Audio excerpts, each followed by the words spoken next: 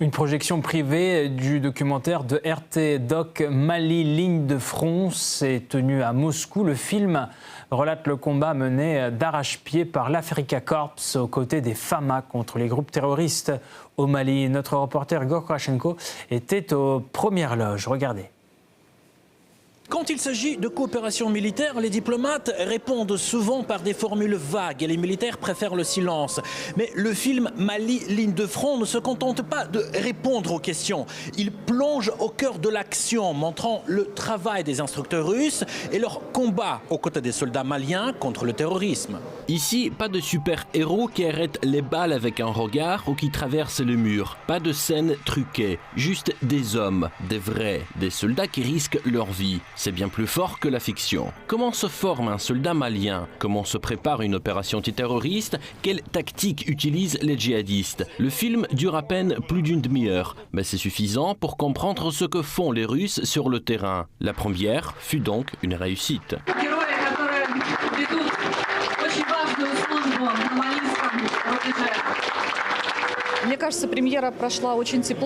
Je trouve que l'avant-première a été très chaleureuse. Le public a accueilli ce film avec beaucoup d'intérêt. Beaucoup m'ont dit qu'ils auraient voulu que le film continue au moment même où le générique de fin a commencé. Cela prouve que le documentaire était vraiment captivant. Après la projection, les spectateurs n'étaient pas pressés de partir. Dans le hall, les avis s'échangeaient. Certains ont été marqués par l'aspect militaire, d'autres par les moments humanitaires, d'autres encore ont fait le lien avec le Donbass. Mais tous s'accordaient sur un point, c'était un travail de grande qualité.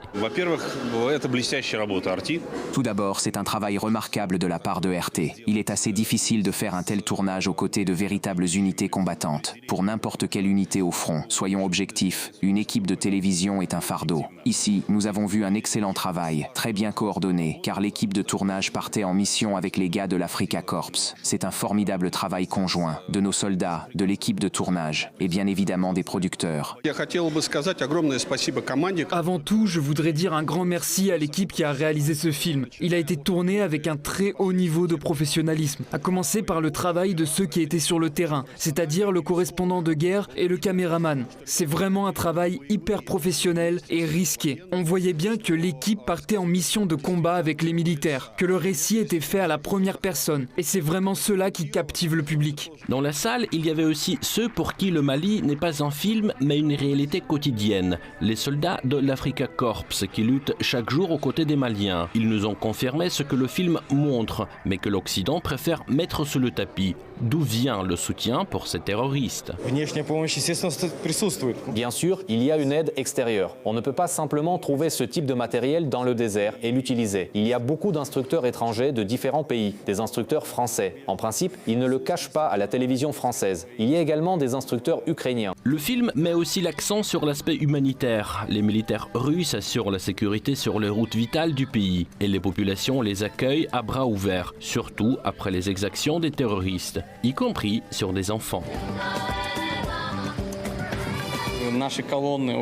Nos troupes sont accueillies très chaleureusement. Les enfants nous aiment beaucoup. La jeune génération du peuple malien nous traite avec cordialité et bienveillance. S'ils rencontrent des problèmes, ils s'adressent à nous et nous les aidons. Ce n'est pas le premier film de RT Doc sur l'Afrika Korps. Et vu l'intérêt du public, les équipes de tournage n'ont pas l'intention de s'arrêter là. Ce soir, les spectateurs ont eu un privilège rare, voir ce qui se cache vraiment derrière cette expression utilisée largement par les diplomates, coopération militaire. Et en croire ce film, il ne s'agit pas uniquement de coopération, mais d'une amitié sincère et d'une alliance solide qui ne cesse de se renforcer au fil du temps.